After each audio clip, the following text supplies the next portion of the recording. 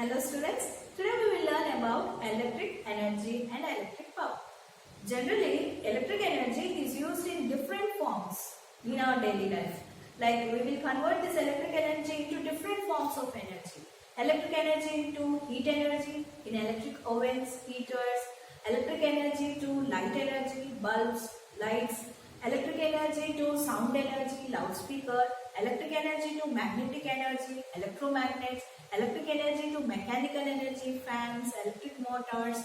So like this, electric energy is converted into different forms. So now we will calculate how to measure this electric energy. What is this electric energy? Sometimes we will call this electric energy as electric work, and how this electric energy, what we are consuming, is calculated, what are the commercial units, how we are getting the electric bill, how to calculate the bill. So all these things we will discuss now. Okay. So what is electric energy or electric work? It is the amount of work done in moving or in flowing the charges in a conductor of some potential difference. So we are moving the charges in a conductor of some potential difference. So this electric work or electric energy is calculated with this formula QV, number of charges flowing in a conductor of potential difference V. Clear? So what will be the units of this? When 1 coulomb of charges flowing through a conductor of 1 volt potential difference, then electric work is said to be done 1 joule. Then electric work is said to be 1 joule. Clear, student? So the units of electric work is joules. Now we will see different expressions for this electric energy or electric work. How to calculate this? So we already know current flow is equal to rate of flow of charges. Electric current, rate of flow of charges. In previous classes we discussed. From this, what is Q? I into T. Okay, I into T. Current in amperes, time in seconds. Substitute this in this one. So W is equal to I into T into V. Clear, students? So we are getting the formulas. W is equal to electric energy or electric work is equal to QV, or this is equal to IVT. Now let us substitute according to Ohm's law. We know the value of I, how these I and V are interrelated. I is equal to or V is equal to I into R. V is equal to I into R, or I is equal to V by R. So in this expression, let us substitute the I value. W is equal to V by R into T into V. Into T into V. So V square T by R. In this expression, let us substitute the V value now. So W is equal to I into T. Instead of V, I into R. So I square RT. I into I square RT. So we got two more expressions for electric work. So this is equal to I square RT or V square T by R. So electric energy can be calculated with any of these formulas, and its units are joules. Now we will learn about electric power. So what is this electric power? Rate of doing this electric work is called electric power. So what is electric power, students, now? Electric power. Rate of doing electric work is called electric power. Rate of doing electric work is called electric power. When 1 joule of work is done in 1 second, when 1 joule of work is done in 1 second, then power is said to be 1 watt. Power is said to be 1 watt. So what is our definition for watt? When 1 joule of work is done in 1 second, then electric power is said to be 1 watt. Clear? So now let us see the formulas how to calculate this electric power. So power is equal to W by T. So W by T if you keep, it will be equal to power. IVT by T. TT will be cancelled. So IV. I square RT by T. So it is I square R. V square T by R into T. So V square by R. So from these expressions we can calculate electric work or electric energy and electric power. Okay students, generally we will see that electric work in terms of electric power. Bring this T on to the other side, P into T. Power is said to be in watt and time in second. So what are the SI units of electric work now? Watt, second. But the bigger units like watt hour, not in second students, we are considering in hour, watt hour or kilowatt hour, bigger units, and these are called as commercial units. Why these are called as commercial units? Because whatever the energy consumed by the consumer is measured in watt hour and kilowatt hour by the electric meter connected in a house. Is it clear? So now let us see what is watt hour and kilowatt hour. So these are the units of electric energy. Just now we saw W is equal to P into T. Power is in watt and time is in seconds. So the bigger units are watt hour and kilowatt hour. These are also called as commercial units. Also called as commercial units because we will get the electric bill in kilowatt hours. Okay, right. What is watt hour? When 1 watt of power is used for 1 hour by an electric appliance, when the amount of electric energy used by an electric appliance is 1 watt of power for 1 hour, then electric energy or electric work is said to be 1 watt. Clear students? So what is the formula? Electric energy or electric work is equal to P into T. When 1 watt of power is consumed by the electric appliance for 1 hour, then electric work is said to be 1 watt hour. Okay? So let us convert this watt hour into joules. Watt means joule per second. Hours, it will be equal to 60 minutes into 60 seconds. So this is equal to second and second will be cancelled. 636, 3600 joules. So 1 watt hour is equal to 3600 joules. Clear students? So this is the relation between watt hour and joule. Now let us see what is 1 kilowatt hour. Okay? It is the amount of energy consumed by an appliance when power of 1 kilowatt is consumed for 1 hour. Then it is said, electric work is said to be 1 kilowatt hour. Kilo means 1000. 1000 watt into hour, 60 into 60 seconds. Watt means joule per second. So this is 1000 joule per second into 3600 seconds. So how much it is students? 36, 1, 2, 3, 4 and 5 zeros.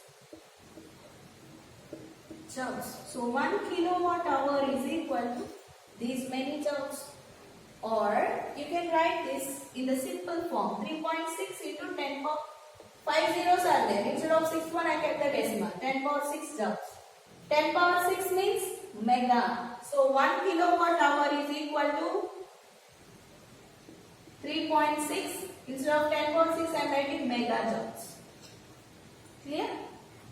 So this is what about watt hour and kilowatt hour. Clear students? Now we will see what is the power rating. Power rating. What is the use of power rating? So whenever we will buy any appliance or any electric bulb, the voltage and power and voltage information was given like this. 100 watt to 20 volts. It was rated like this. What does this mean? Means we are using 100 energy is consumed in 1 second. Okay, watt, joule per second. Okay, so 100 watts of power is used by the electric bulb at a potential difference of, it is working at this voltage 220 volts. Now we can calculate this, from this power rating we can calculate the safest limit of current, safe limit of current, and also the resistance. So we can calculate both resistance and safe limit of electric current. Okay, so we already have the formulas here. So what is the information we are having? Power and voltage. So we should calculate the safe limit. Use this formula. P is equal to IV. I is equal to P by V. So what is power? 100. What is your voltage? 220. So what is your answer, students? Safe limit of current. 10 by 22. It is around 0.4 amperes. This shows that the safe limit, if the current crosses beyond this 0.4 amperes, it will get the filament of the bulb will be damaged. So this is the safe limit. Beyond this, it will cause some damage. So we can also calculate the resistance now using the formula here. Clear, students? So we have P is equal to V square by R. From this we can calculate the resistance. V square by P. Substitute the values. What is V? 220 whole square by P, 100. So this is equal to 220 into 220 by 100. 22 into 22. 484 ohms. 484 ohms. So we can calculate the safe limit and also the resistance by using the power rating. Is it clear, students? Now we'll see the amount of electric energy consumed in our household. So this electric energy is measured in kilowatt hours as we discussed now. So this electric energy consumed by the consumer is paid in terms of cost.